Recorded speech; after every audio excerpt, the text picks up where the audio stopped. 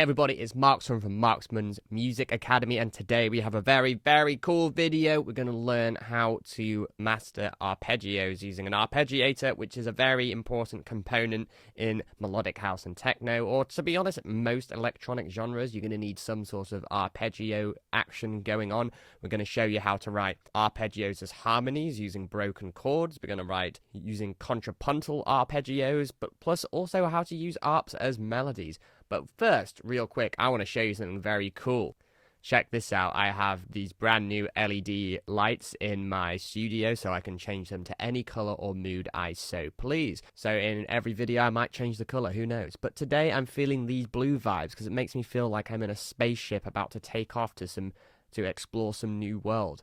That world being the world of arpeggios. So I hope you're ready for this. It's going to be a killer video. Please do remember to like and subscribe. It really helps me out. And also, you don't want to be missing any of the top content coming out very soon. So, with that in mind, let's jump right into Ableton. Okay, so here we are in Ableton, and I have this cool little loop. It's basically almost done. I might replace some of the drums, but I'm really keen to get this arranged into a full track and released because it's pretty cool. At the moment, it's just a 16-bar loop, but let's have a listen to what we have so far.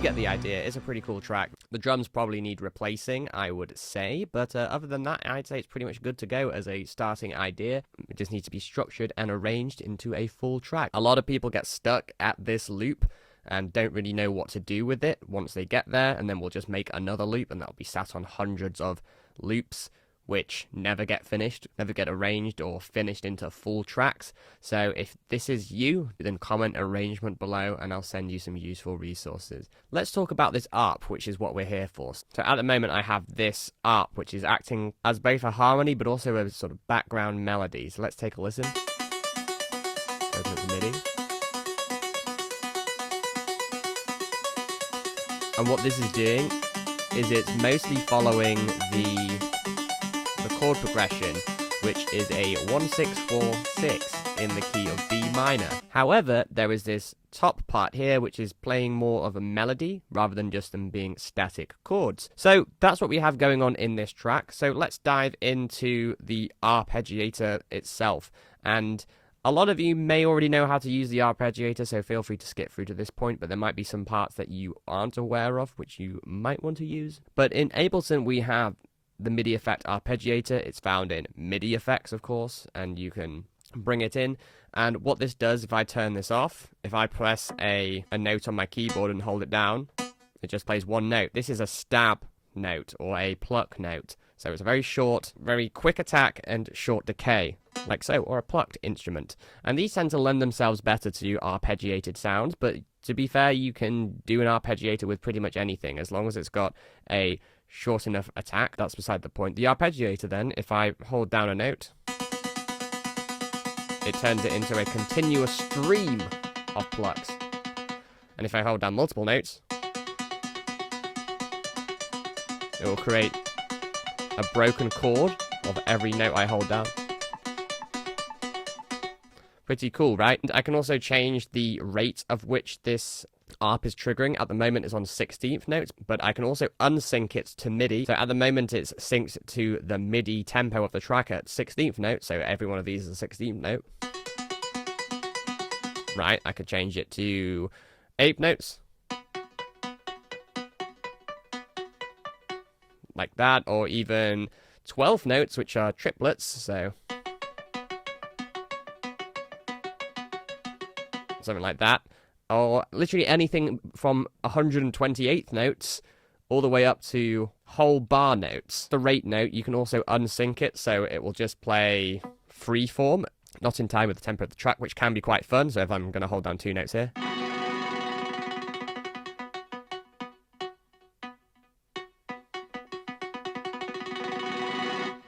I can create some really cool effects there, and you can use that quite extensively in breakdown to some really cool stuff. If you're a beginner, I'd recommend keeping it in sync with the project because that's going to be where you're going to be getting the most use.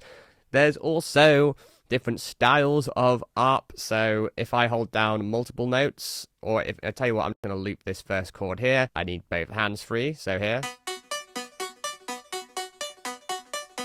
So like that, if you go into 16th notes, for example.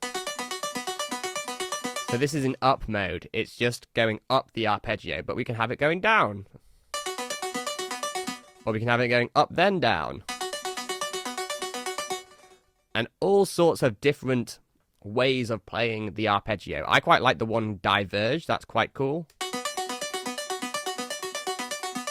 But there's multiple ways, there's multiple things, and the more notes you hold down, the more pronounced this will be. This is only with 3 notes.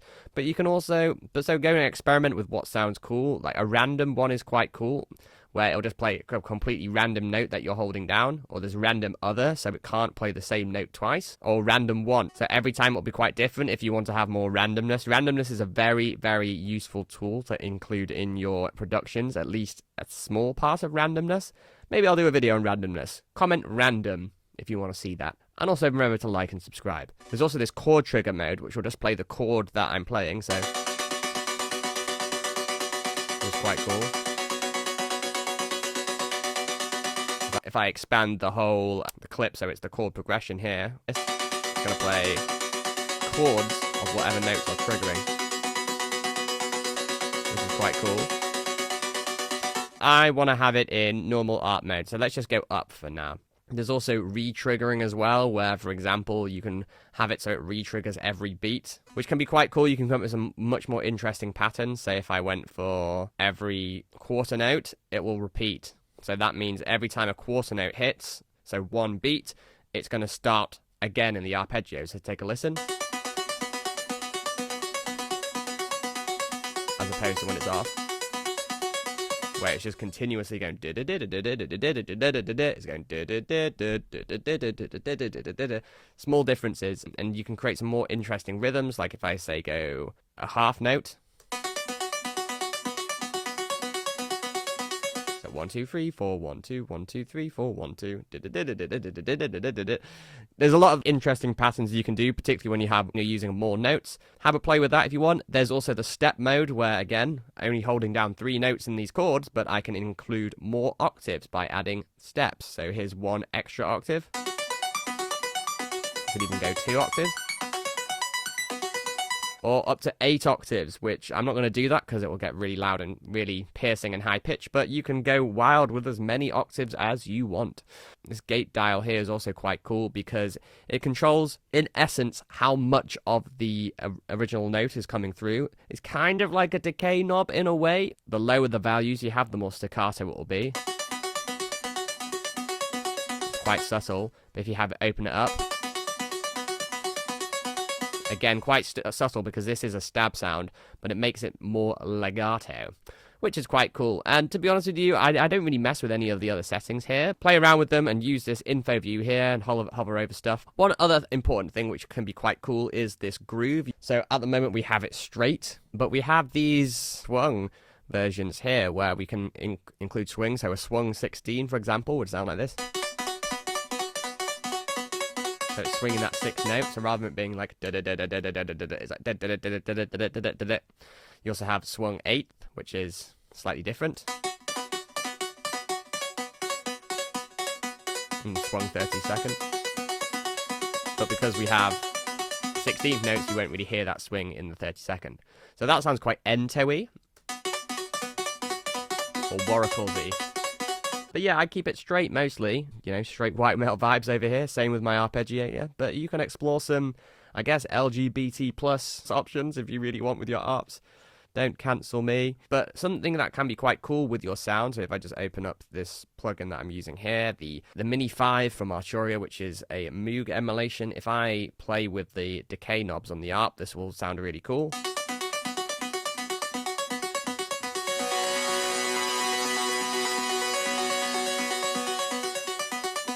Tight here, or we can open it up like that, and as you can see, that might be something quite fun to play with over time. back to the original point. So one real quick tip you can do if you want to create some cool arps is if you already have chords or pads, a piano already written, then you can just drag and drop something in. But I don't have that. I have this long bass here, which is playing the root note of the chord, so then. So that's a 1-6-4-6 progression in the key of B minor. I can just drag this onto the arp channel here. And there we go, it's arping it up. And I could, I'm probably going to shift this up an octave, because that's where it was before. So let's take a listen now. Right, and then just highlight everything. Let's add in the fifth, so highlight everything, go 7 semitones up. Cool, then let's add in the third, so we'd go up to B here, which would be 3 semitones above the B, so B's here, 1, 2, 3, cool, but some of these notes aren't going to be in key. Little trick you can do here, if you press this scale mode and go to B, and then B minor, because we're in key, then this highlights in whatever color your MIDI track is, so mine's in blue, but yours might be in whatever color you've used, highlights all of the notes which are correct. So as you can see, this A sharp here is not in key, and that's because it's creating a minor chord because we've gone up 3 semitones. That's automatically going to make minor chords out of all of these chords. But however, in the key of B minor, this would not be a minor chord, it should be a major chord. So I'm going to shift this up 1 semitone, and then we have a major chord. You can also press this scale button here, where you literally cannot press a wrong note, because it only locks all of the notes in key. So if you don't know anything about music theory, which I would highly recommend that you go and learn at least the fundamentals, also it really does help you speed up your results and get better results much quicker if you know the rules. Go check out my videos on music theory, which will deal with harmony. One thing that I did cover in that video is inversions, and as you can see, these chords, if we're just looking at them, they're jumping around quite a lot. But there's also a common note in every chord, which is B. So I could shift this down to this octave here, shift this down, then our chords are moving much less, and this will sound like this. Just gonna skip to the next chord because it's quite a long one. And then the next one. So this is now providing harmonies to the bass line here. So if I bring the bass in here, it will sound like this. Bass is playing the root note, and these next chords are inverted. This is the 6th chord, but it's keeping B constant at the bottom, and this is the 4th chord, also keeping B at the bottom. And back to the 6th chord here. But that's quite basic for the arp. So what I did in this instance for this song was I created a little descending melody. So what I did was every bar I would have this change. So I went da, da, da, da. So that was like my idea here. Right. Just adds a little bit more interest to the melody. And then what I did was duplicated it across 4 times, but rather than having it do the same thing 4 times in a row, I believe it went up, then down here. So we changed this note, then went up here.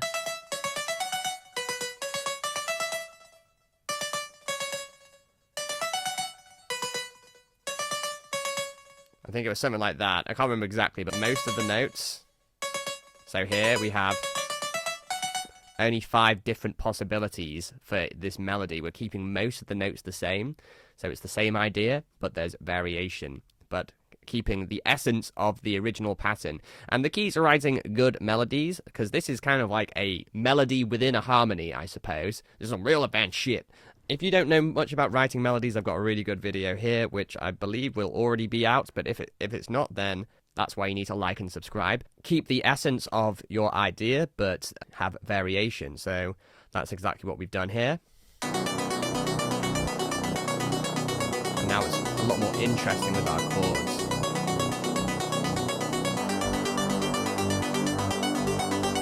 So that's pretty cool.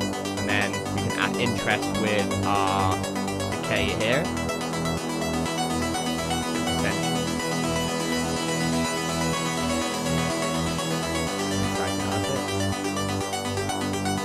up.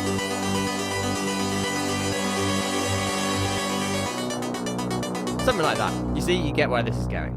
So yeah, that's created a little bit more interest in a typical harmony, which is very important. So that's using harmonies. So you're harmonizing using the arp. So it's basically playing broken chords of the chord progression to fill out the spaces. And it's really powerful in melodic techno and melodic house and pretty much any electronic genre or any genre even. Arpeggios are the boss. We're going to go a step further and talk about one of my favorite techniques to use, counterpoint, and using contrapuntal arps. So what is counterpoint? Well, in the last example, we used harmony, which was basically taking the chords that we already had and breaking them up into an arpeggio. But what counterpoint is rather than, say, writing chords or even harmonies, so to speak, you write melodies, multiple melodies in different parts, which then create a harmony out of these melodies, which sounds kind of complicated, and I'm not going to lie, it is a little bit complicated, but we're going to break it down. But the master of this is Johann Sebastian Bach, who is a classical composer from the Baroque era. He is the master of this, and he has some absolute bangers, I will say.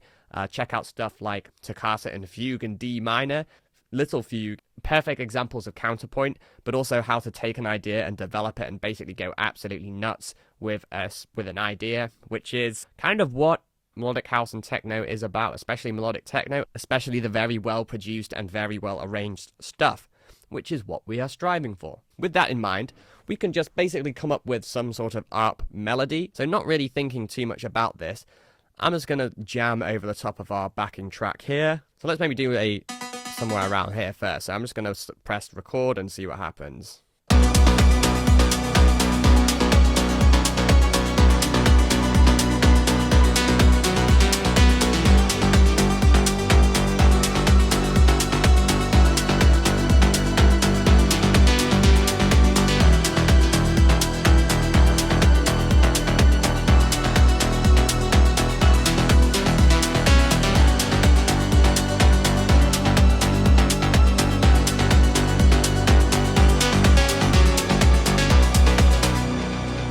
So that sounds okay to me. I'm just going to make this all the same velocity, quantize it a little bit because I have white boy timing and legato it. So let's just listen in context with the long bass so it's not overcomplicating things.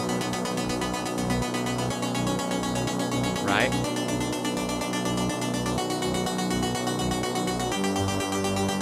So that's part one. I'm going to call this low. And then what we might want to do, I'm just going to group these, CP arps, so we know what they are. So I'm going to duplicate this now and just delete that. And maybe I'm going to do another part. And one cool thing that is very important with counterpoint is the idea of contrary motion. What this means is, if you look at this melody here in the MIDI, it goes up, then down, then up, then down and up, basically. And what we want to do with contrary motion is our second melody, or third melody, or multiple melodies, want to be doing the opposite of what another melody is doing. So if we only have two, for example, as this one goes up, maybe I want to go down in the top melody, or at least stay the same. So it emphasizes this change, right? And when this one goes down, maybe I want to go up. And it also adds a nice separation to the parts. So sometimes they get closer, but then they get further away. They're just moving in opposite directions. And a really good example of this, which is not even from electronic music, is In the Club by 50 Cent. If you listen to the string parts and the bass parts, they're doing contrary motion. And that's why it sounds so good, because of contrary motion. And also it's a very good song. You can also find me in the club, you know. Let's record a counterpoint part. So a counter part, low melody here. So we started there, so maybe let's start up here, maybe. Something like that. Let's see what we can come up with.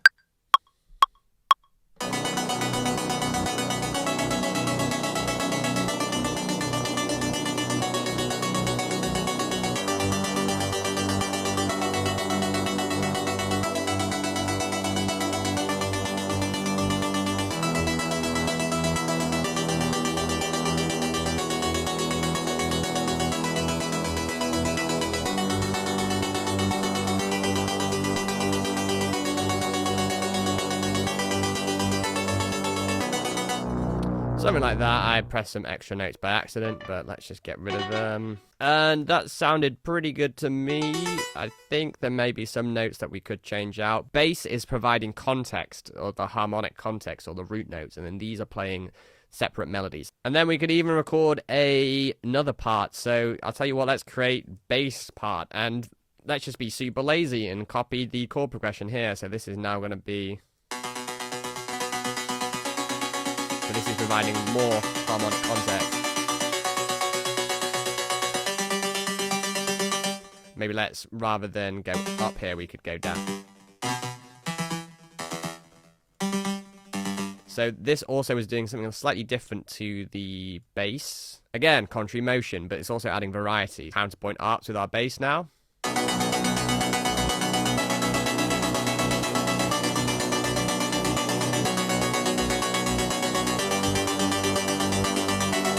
Sounding pretty dope. Let's maybe even have a high part in as well. And we could have as many parts as we want. We can literally go absolutely to town here.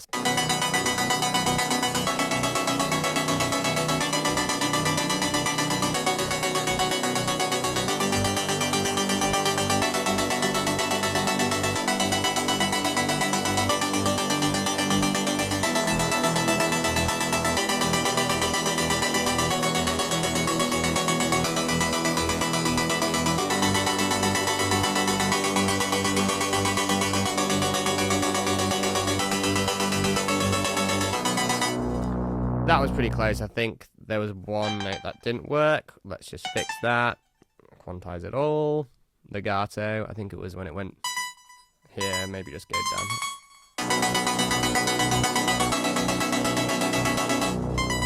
Let's just have a listen to what this sounds like.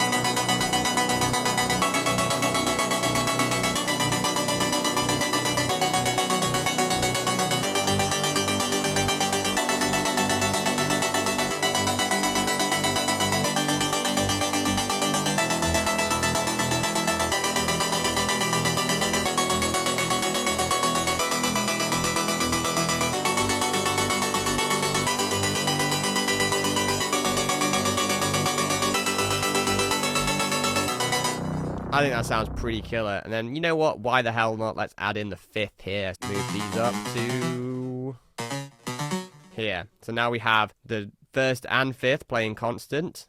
And let's maybe put these in contrary motion as well. Or no, let's just leave them as is.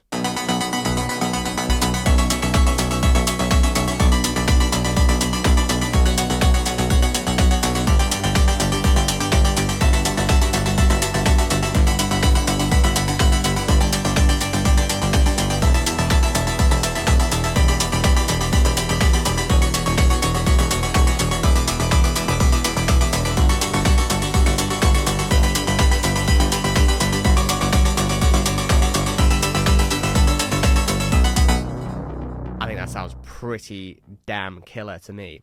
And the beauty of doing counterpoint arps is you have much more control over each individual sound. So for example, we can balance each of these sounds. I can EQ these all separately so they fit nicely in the mix. So for example, this, I might want it to be a little bit darker, like that.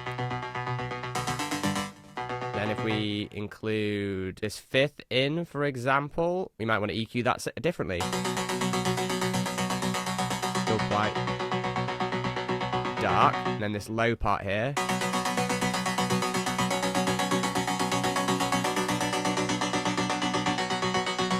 Then bringing this mid part in, we might want to EQ that differently.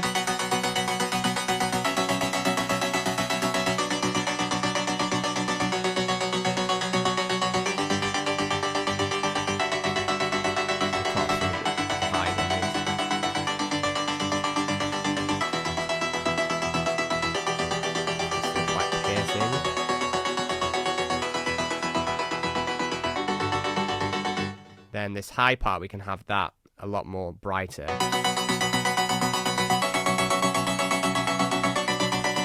Something like that. And then this way we can now balance these all together now that we've EQ'd them. So let me just bring them in slowly. I'm going to start with this bass one at this volume and then just bring these into the mix slowly. So I'm going to solo all of them so we can hear it.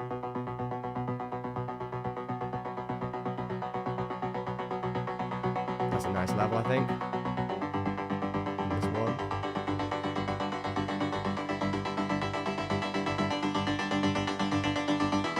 Bring in the mid part.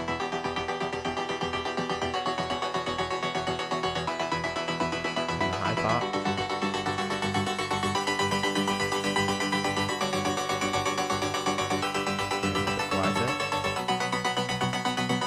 There we go. And also, you can, of course, pan these how you want. So maybe I want the bass directly in the middle. I could have the fifth maybe slightly to the left, the low slightly to the right. In fact, I'll do this in real time so you can hear it. But this will help add extra separation, which you can't do if you're just doing harmonic arps. So let's play around with this. A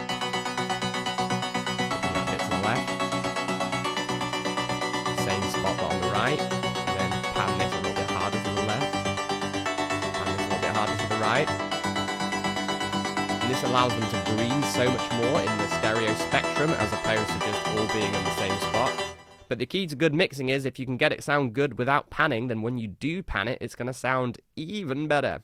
But yeah, just something to bear in mind that you can do. You can pan it, you can control each of them individually, you can EQ stuff, and of course here we've just basically duplicated the same sound, well, 4 times to have 5 separate instances, and I have all of the same effects chains on here, which is really not cool. So what I would do is I would probably put all of the ones which aren't unique onto the group bus, like so. So that would just leave on each channel the ARP, the synth, and then the specific EQ and maybe the auto filter if I'm bringing them in. And this is going to save me a lot of processing power because I don't have the same stuff playing over and over again on multiple channels. They're all going through one group processing bus, which is so important for not only saving your CPU power, but also gets better results because they're going through common things. So rather than processing them separately, you're processing them together. And when you do stuff together, you have more fun with friends.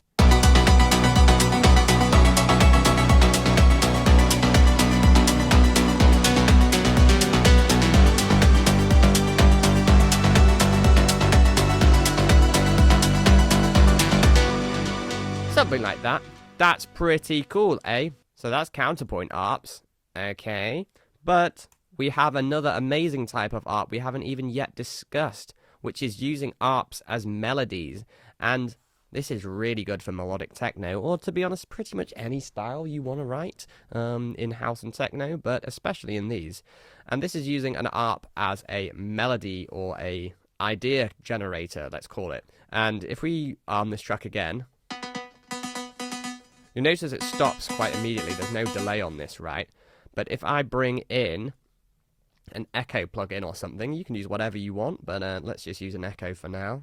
I like it because you have a little bit more controls. Let's put ping pong mode on, turn the dry wet down to maybe 30%, filter out some of the lows, keep some of the highs in. Let's have a listen now.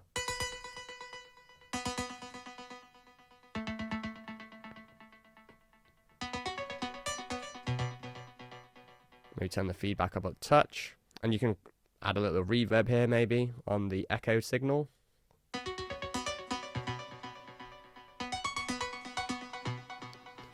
And what you can do is write a melody, which is using the arpeggiator, but you're just basically pressing some notes on the keyboard, but letting the echo fill out the spaces and, so to speak, do the talking and make your melody way more interesting. So let me just have a little completely random jam over the top of this and see what we can come up with. You know what? I'm going to turn off the other lead and the harmony layer so we just have the bass and kick. Because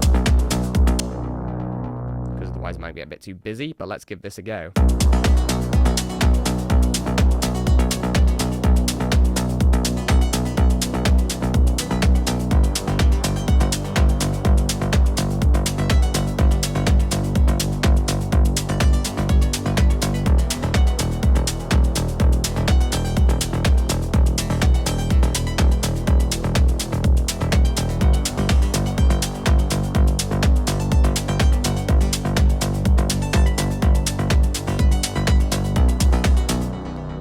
So that sounded pretty cool. Yeah, obviously if I turn off the echo, this is going to sound nowhere near as good.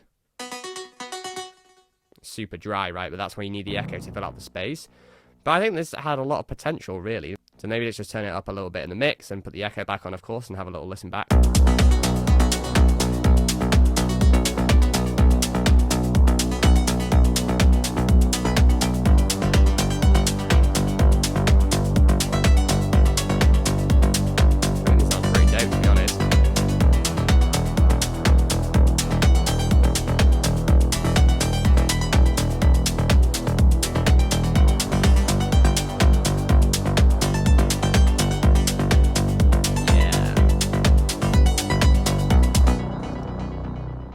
I think that sounds absolutely killer, to be perfectly honest with you. But what we could even do is make this a little bit more of a cohesive melody. So this is just our jam here. So maybe we could just take little sections here for the sake of demonstration. Take this.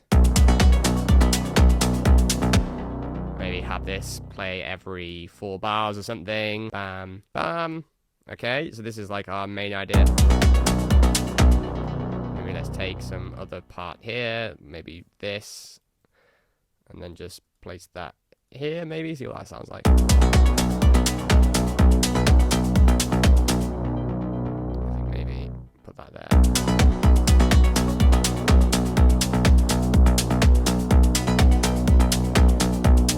Right, like that.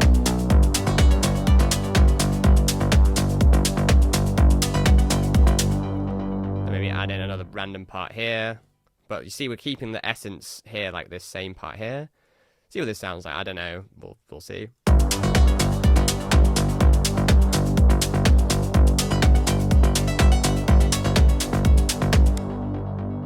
Maybe this part. I don't know.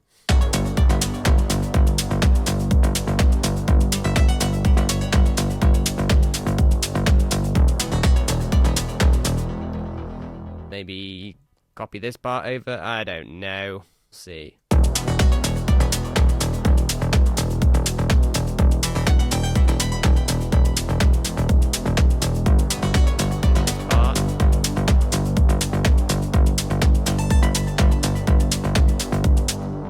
Final bit at the end. I quite like this little riff at the end here. I think that worked quite well. Let's just pop that there. So now we've got like more of an idea, which we've developed a little bit just with our random jam. We could have just, of course, used this entire thing. I thought that sounded really dope, but we could just have a bit more of a cohesive melody by keeping this part constant, or at least very similar, and then adding in these extra little sections here. So let's have a listen all in all.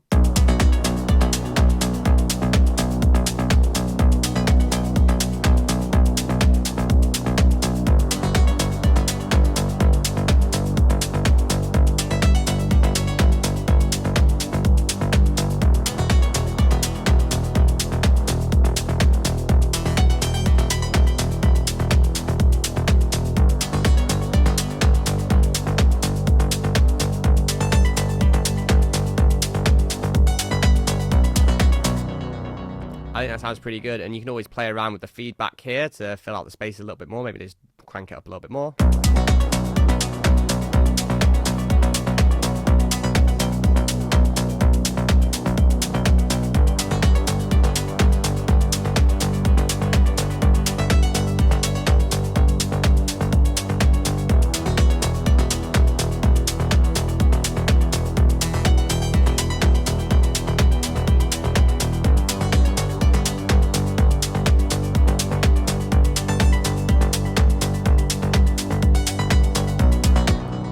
Yeah, we could really add some cool stuff by playing around with the feedback on here, which is a really cool technique. I was just doing that by hand, but you could be a little bit more precise with your automation and control it using a compressor. Very important. But we'll save that for another video because that's more about mixing and automation.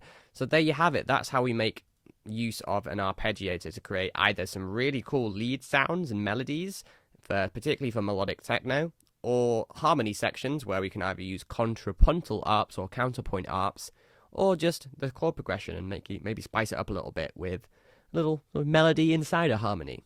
Pretty cool. So there you go, that's a pretty quick whistle-stop tour on arps. You now know how to make harmonies using arps and chord progressions. You know how to write contrapuntal arps using counterpoint, and also how to make some killer melodic techno leads using an arpeggiator and a delay. It's all fairly simple stuff, and it doesn't really require too much thought. Just hold down a couple notes and see what happens. There is more to it than that. I was selectively choosing which notes to play, and I know which notes work well because I understand the rules of music theory. I understand what the color notes are for particular scales. All very important stuff, which I'll be covering in my program, Creating Melodic House and Techno from Scratch with Marksman. It's an all-encompassing program where we go through every single element, every single building block of a complete track in excruciating detail, how to produce them, the different kinds of drums or basses you might want to use in a track, how to make them sound amazing and professional using mixing techniques but also production techniques, then also how to arrange your tracks into full compositions to keep the listener engaged throughout the entirety of the song so that they're hooked and can't stop listening to it and want to listen to it again because it took them on a journey, but also how to add the final touches like mixing and mastering. It's a fully comprehensive program which will take you from having multiple loops that you haven't finished to professional sounding melodic house and techno. If that sounds really interesting to you, drop a comment below and I'll send you more details. Please do remember to like and subscribe. It really, really helps me out. Beyond belief, I noticed that about 95% of the people that watch these videos aren't subscribed. So please don't be one of them and help me out with a subscribe. It helps me bring all this amazing free content to you. Also, drop a comment on what you'd like me to do another video on, because I'm always open to suggestions and I'm here to serve you. This video was a suggestion from Instagram, so I do take your suggestions very seriously. What should I do the next video on? Write it below. And until next time,